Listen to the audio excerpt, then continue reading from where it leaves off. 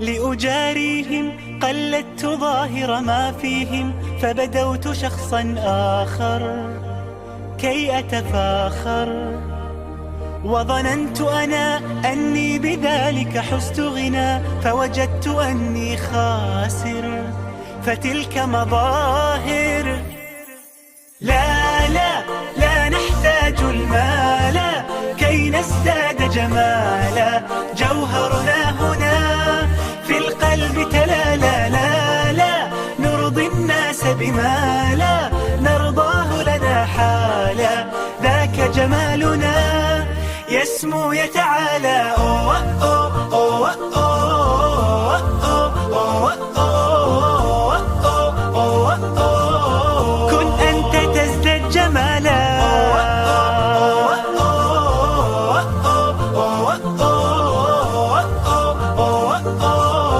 كن أنت تزداد جمالا لا لا لا لا لا لا لا لا لا لا لا Bismillah, Assalamualaikum warahmatullahi wabarakatuh. Apa kabar teman-teman semua pencinta sirah? Saat ini kita sedang berada di Badar, situs Perang Badar, kurang lebih 150 km ya Ustadz ya. Dari Madinah ya. Ini kita bersama rombongan dari teman-teman Indonesia Sirah Institute. Kurang lebih kita ada 45 orang, satu rombongan bersama-sama dibimbing oleh Ustadz Asep Sobari. Kita bersama-sama menapak tilas umroh peradaban ya. Jadi saat ini kita ternyata beda ya Ustadz ya, belajar siroh di kelas dengan belajar siroh langsung di site-nya. Kita merasakan udara panasnya, lalu lingkungannya, pemandangannya, kita mencium aromanya juga, Masya Allah, Masya Allah. Jadi apalagi barusan Ustadz sudah menyampaikan tentang Perang Badar ini, peristiwanya yang Masya Allah, sulit dikatakan dengan kata-kata. Teman-teman semua harus ngerasakan belajar siroh di lokasinya. Itu beda banget rasanya. Baik, tadi Ustadz sudah menjelaskan panjang lebar ya tentang Perang Badar. Masya Allah, semua teman-teman di sini yang pernah belajar siroh tentunya juga tahu lah ya pasti Perang Badar. Siapa yang nggak tahu Perang Badar? Perang benturan pertama ya Ustadz ya.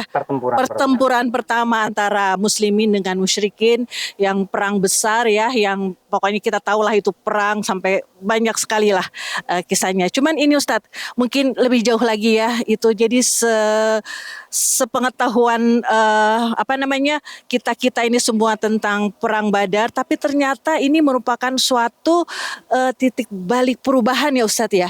Iya. Titik awal perubahan. Jadi sebenarnya gimana ya Ustadz? Mungkin Ustadz bisa cerita kembali sedikit ya, bagaimana seharusnya kita memandang peristiwa Perang Badar ini sebagai titik balik perubahan itu Ustadz. Baik. Ya. Ya. Alhamdulillah wassalatu wassalamu ala Rasulillah wa ala alihi washabihi wa ala. Para apa istilahnya, viewer isi atau apa gitu ya, dimanapun pecinta sirah dimanapun berada, bobot dari peristiwa mungkin ya, artinya setiap peristiwa itu punya bobot sendiri-sendiri. Badar ini bobotnya disebut dalam surah Al-Anfal sebagai Yaumul Furqan, sebagai titik pembeda dari apa sih, banyak hal. Secara garis besarnya hak dan batil itu jelas. Artinya orang bisa melihat ketika Anda itu mengadopsi nilai-nilai syirik, kufur gitu ya, atau berafiliasi kepada nilai-nilai syirik dan kufur, itu bisa dilihat beda betul dengan mereka yang beriman gitulah, dari segala hal, baik itu sebagai individu ataupun sebagai sebuah kelompok gitu ya, kekuatan kelompok. Kemudian yang jelas bahwa Rasulullah SAW itu kan sudah 15 tahun sampai titik ini Perang Badar ini ya, berdakwah. Tahun kedua plus 13 di Mekah kan. Artinya kan selama 15 tahun itu Rasulullah SAW itu kan menata, mendidik gitu kan, individu-individu membentuk masyarakat di Madinah dan menata fondasi kekuatan di Madinah untuk menjadi sebuah konstruk peradaban besar. Ini bukan fondasi kecil yang dibuat Rasulullah. Nah, baru 2 tahun di Madinah, itu Rasulullah sudah bisa membuktikan bahwa umat Islam itu dengan Islam sebagai nilai, sebagai materi ajar, pendidikan, itu ketika betul-betul diterapkan gitu dan sudah harus berhadapan-hadapan dengan sebuah tantangan di lapangan yang besar, pembuktiannya dahsyat sekali. Kalau segi militer tadi, ya kan, kalau segi militernya, kan hanya setengah hari selesai itu. 300 melawan kekuatan 3 kali lipat, hampir 1000. Dengan segala kekurangannya, kelemahannya saat itu, artinya keterbatasannya. Itu sisi militer, tapi sebenarnya bukan sekedar sisi militer. Bagaimana kualitas manusia yang dibenahi, yang dibangun, yang dibentuk para sahabat itu, yang itu baru 15 tahun loh. Iya. Itu harus berhadapan dengan kualitas manusia jahiliyah yang ya itu udah berkarat, artinya turun-temurun bergenerasi. Itu ternyata kualitasnya ketika berbenturan, iyyakum minkum isyruna sabiruna yagribu mi'atain. 1:10 seharusnya. Kualitas muslim itu harus 1:10 ke kualitas non muslim. Di sini pembuktiannya. Dan dampak yang paling besar adalah reputasi.